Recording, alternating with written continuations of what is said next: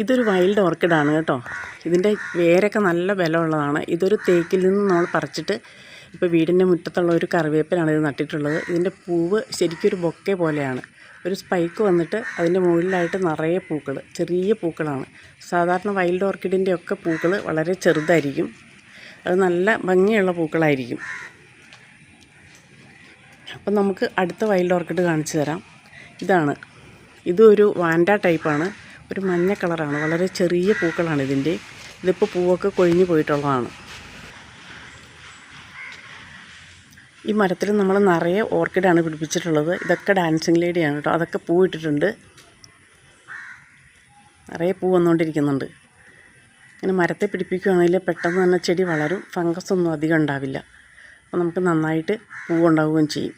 ഇപ്പോൾ നമുക്ക് അടുത്ത വൈൽഡ് ഓർക്കിഡ് കാണിച്ചു തരാം. അടുത്ത ഓർക്കിഡ് ഇതാണ്.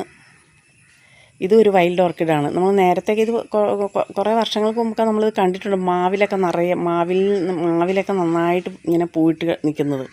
ഇതിപ്പോൾ ഞാൻ വേറെ ഒരു തേക്കിൽ നിന്നാണ്. ഈ ഓർക്കിഡൊക്കെ നമ്മൾ തേക്കിൽ നിന്ന് പറിച്ച് ഇവിടെ കൊണ്ടുവന്ന് നട്ടിട്ടുള്ളതാണ് കേട്ടോ. ഇതിപ്പോൾ പിടിപ്പിച്ചിട്ടുള്ളത് മാവിലാണ്. ഇതിൻ്റെ പൂവും ഒരു ക്രീം കളർ, നല്ല ഭംഗിയുള്ള പൂവാണ്. പക്ഷെ നമ്മുടെ സാധാരണ ഓർക്കിഡിൻ്റെ മാതിരി വലിയ പൂവായിരിക്കില്ല.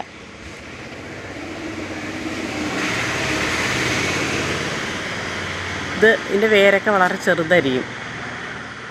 പുതിയ ഒരു തൈ വന്നിട്ടുള്ളതാണ് കേട്ടോ. പിന്നെ ഇതിൽ നമുക്ക് നിറയെ പൂവുണ്ടായി കിട്ടും.